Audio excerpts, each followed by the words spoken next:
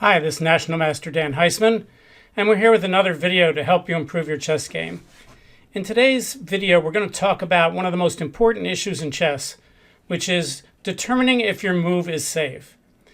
When you have a candidate move, one of the first things you want to ask yourself is it safe? If you wait till the end, let's say you look at all the other nice things that it does, and then it turns out it's not safe, and you have to discard your candidate move, you waste a lot of time doing that. So what you want to do is ask whether a move is safe early in the thought process. If you're not very good at it and at the end you have to do a sanity check and check to see if it's safe and at the last minute you realize it's not, well, that's better than making an unsafe move, but it's also a very inefficient way of thinking.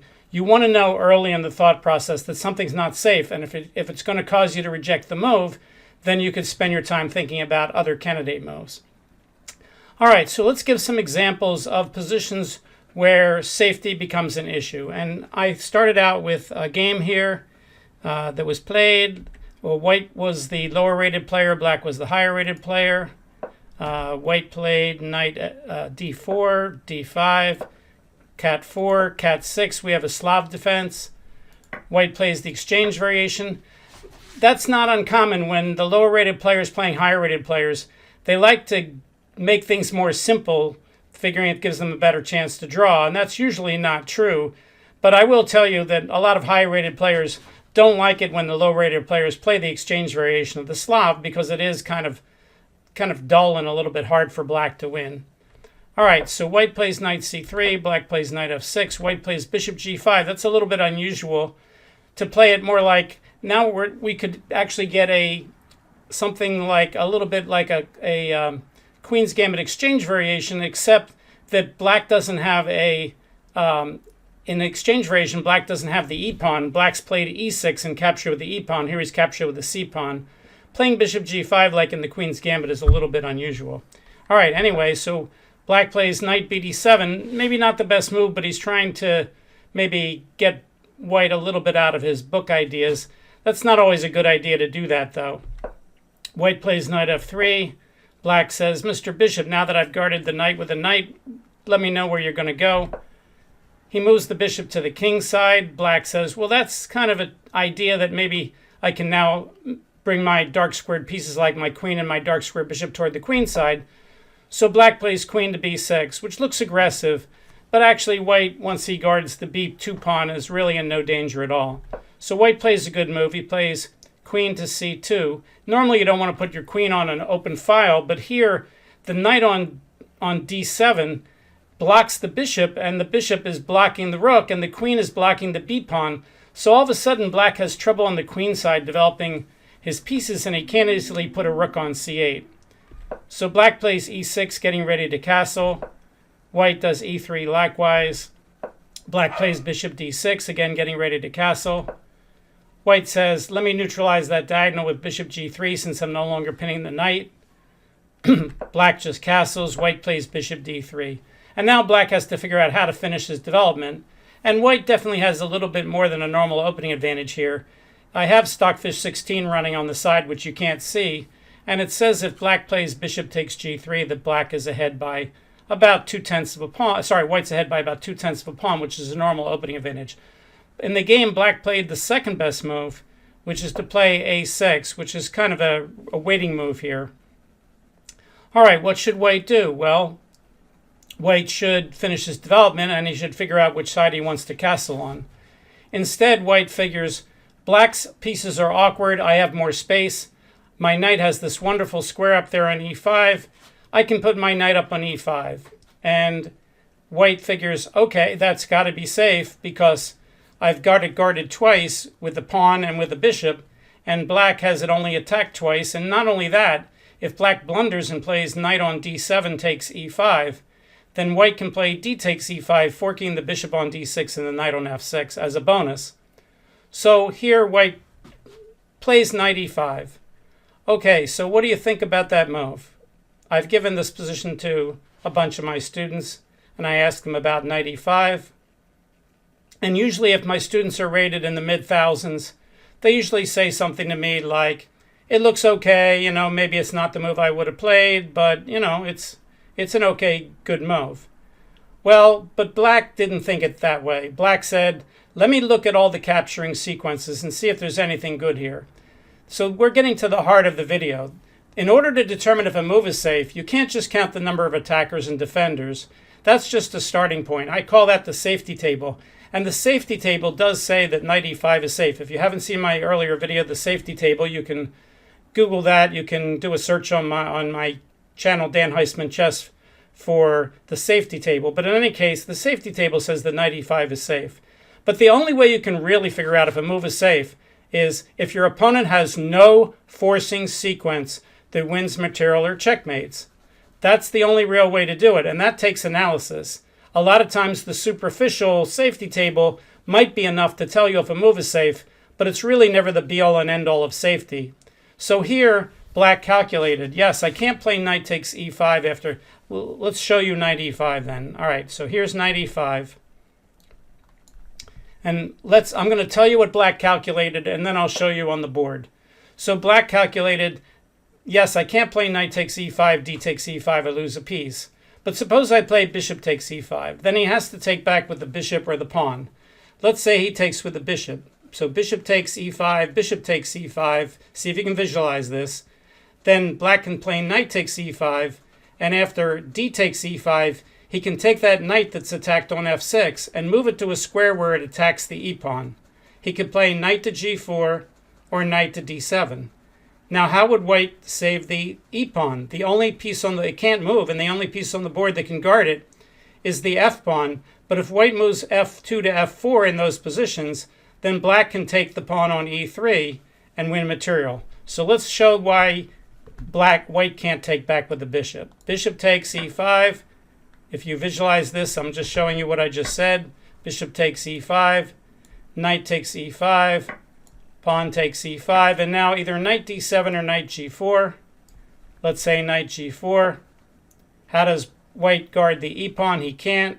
If he tries to guard it with f4, then queen takes e3 check, or even knight takes e3 maybe, and white is losing material. Okay, so we can't take with the pawn, but that doesn't make it not safe. That just means he has to try to take with the bishop. So let's calculate that. Bishop takes, that means he can't take it with the bishop. Let's see if he can take it with the pawn. So bishop takes e5, d takes e5. But now black has the same idea. He can play knight to g4 and hit that pawn twice, and it's only guarded by the bishop. And if he tries to play f4, then again the e3 pawn is hanging. So bishop takes e5, d takes e5, knight g4, and you can't play f4 because, again, something like queen takes e3 check. Okay, so what's happening is no matter how white takes back, white is losing at least a pawn. Now, after I went home and gave this to the engine said there's another line that's just as good for black, where if you take with the bishop and he takes with the pawn, you can also win a pawn by playing knight h5, threatening to remove the guard of the bishop on g3 and then take the e5 pawn. And even though white can fool around here and play moves like bishop f4, which doesn't really work, if you play bishop f4 and try to say, good, you could take my bishop, but I can take back and guard the pawn, black could play a move like g5 to remove the guard. That does loosen his king a little bit. It does win a pawn. Even better, the engine says, is to play a move like d4 and undermine the bishop. If you play g5, bishop g3, knight takes g3, h takes, hitting the h-pawn, and now black simply guards the h-pawn and says, that's very nice, but how are you, at the end of it, how are you all going to guard the e5 square? And white really can't do that. He still can't play f4 because of queen takes e3 check. And white really has nothing here, and black is much better. So if you looked at this position before I showed you that analysis and you thought that knight e5 was safe, then you really weren't doing the analytical work that's required to see that it's not. And there seems to be a break-even point around the hope level chess for this kind of position, because people just below the hope level, they do check to see if their move is safe. They just don't go through all the analysis to do it. They kind of look at the board and see if the move looks safe. They look at the safety table. They don't make the same kind of mistakes that a player rated 1,000 would make. But this is a very typical mistake that someone rated 1,500 would make. And I've given this puzzle to lots of my students. And indeed, it does hold up. That seems to be around the break-even point, around 1,600 or so, just below the 1,700 hope chess barrier. That's when people start to see it. Now, when I give people a puzzle as opposed to a game, they're much more sensitive as to whether something might be safe. So if I give a 1,500 or 1,600, the question is 95 safe. In a game where they might, 89 or 92% of them might say yes, it's safe. In a puzzle, that number drops down because they hint that there's something. They get a hint there's something suspicious. So they think, okay, Dan's trying to tell me something. Let's see if I can find something. And so it's not the same percentage that would get it wrong in a game, but it's still a pretty high percentage to think that 95 is safe. All right, let's go to our next example. All right, our next example here, it's White's move. And what I ask people is, what would your candidate moves be? And my top candidate move, the first move I would look at in a position like this, is to play knight to c3 to develop my knight. Why would I do that? Well, I need to develop my pieces, knights before bishops, and if you count the material, White is up a pawn here, so if he trades knights, that's not bad for White. So knight c3 would be my first candidate move. But just because it's my first candidate move, the question would be, is it safe? And again, I'll ask you that question. If you want to pause the video, you can. Is knight c3 safe? Well, in order for knights to c3 to not be safe, Black would need a forcing move that would win material or checkmate. Well, he's not going to checkmate here, but can he win material? All right, so we're looking for forcing moves. What are the forcing moves? Those are checks, captures, and threats. And the hint here is to look at the loose pieces. A loose piece is an unguarded piece that has some access to the opposing forces. All right, so here White has 4 unguarded pieces. He has the rook, the knight, and the pawn. Can you see his 4th unguarded piece? Well, the 4th unguarded piece is the king. We don't generally think of the king as an unguarded piece. It's certainly not a loose piece, because you're really interested in guarding the squares around the king, but actually guarding the square where the king is makes no sense because you can't recapture a king. So having a piece that can capture a king doesn't really matter. So here the fact that the king is unguarded is kind of irrelevant, but literally it is unguarded. So if you're seeing how many unguarded pieces he has, it's 4, but at the best he has 3 loose pieces, A1, C3, and D4. Well, let's look at all the black moves that attack at least 2 of those 3 loose pieces. Well, one of those moves is knight e3 check. I'm not worried about attacking the king. What I'm trying to attack is the c2 pawn and the d4 pawn. That's 2 of the 3 loose pieces where the king's not the loose piece. But White is not worried about knight e3 check. White says, oh, you want to play there and attack my d4 pawn and my c2 pawn? I'll just capture your knight with my pawn or my bishop, and you can do whatever you want. So that's not a problem. What is a problem, though, is the other move that attacks 2 of the 3 unguarded pieces, which is knight to b4. With a discovered attack on d4 and a direct attack on c2, making this tactic what's called a double threat. It's not a double attack. A double attack is where you move 1 piece and attack 2. At least that's the way most authors use it. So here it's a double threat. Black's threatening rook takes d4. He's threatening knight takes c2. But how does White save both of those? And the answer is he can't. So knight c3 is an unsafe move, and it has to be discarded.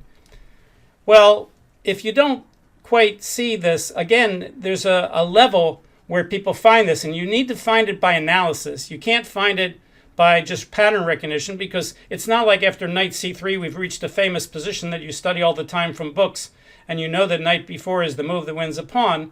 It's not like that. It's a position that you've probably never seen before, or even something very, very, very similar, and you have to do some analysis to find it. But I asked some of my students to go to their chess clubs and ask strong players what they think about the move knight c3. Don't ask them if knight c3 is safe, because that's too much of a hint. And one of my students went to the chess club in San Francisco, and he asked International Master John Donaldson, what do you think about the move knight c3? And John Donaldson looked at the position and said, What would you do about a move like knight to b4? Seems to win a pawn. No, I wouldn't play knight c3. It's not a good move. Mechanics Institute, of course. So, yes, and did John Donaldson get it right away because he's seen this a million times? No, he has triggers of what he's looking for, and every knight move from the knight on d5 is a discovered attack, so he has to find the discovered attack that works the best. Well, if you're looking for discovered attacks, the ones over this side are not safe. Knight takes knight is a really good candidate move, but after he takes back, he not only gets his piece back, but he guards the pawn. Knight to b6 hits the d-pawn, but gives white a chance to guard the pawn because it's only a single threat. So knight b4 kind of jumps out real quickly to higher rated players as, gee, what would you do if I did that discovered attack? So the faster and more accurately you configure these things, the better. All right, let's go to the next one. In this game, white said, oh, he's attacking my queen. When you're attacking something with something worth less, I call this an AWL, attack with something worth less. And if you haven't seen my video, I have 1 or 2 videos on AWL. They're really important videos. AWL is a very important concept. It's something people have been using forever and ever and ever. Nobody just ever gave it a name until about 20 some years ago, I started saying, let's give this a name. Let's call it AWL. So black is AWLing the queen. He's attacking the queen with a pawn. And 99% of the time when someone AWLs you, you should probably just move the piece. The problem is that weaker players love to counterattack. They like to say, you're not going to push me around. If you attack my queen, I'll just attack your queen.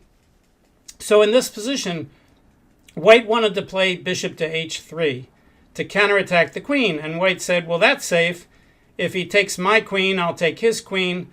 If he takes my bishop, I can take his queen. So bishop h3. So take a look. What do you think? Is bishop h3 a safe move? Again, you can pause the video if you'd like. Well, let's take a look. It's true if bishop h3 and black takes the queen, and white takes the queen, and black takes the pawn, that this pawn is going to be lost. White can attack that pawn with the rook or the king.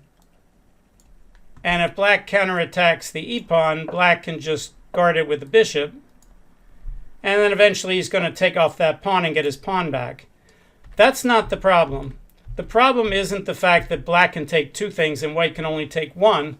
If you said that was the reason it wasn't safe, you got the right idea, but that's not really the right answer. The right answer is that since black is attacking the queen with a pawn, he can do pretty much anything he wants with the queen. Well, we already said he can't take the bishop on h3.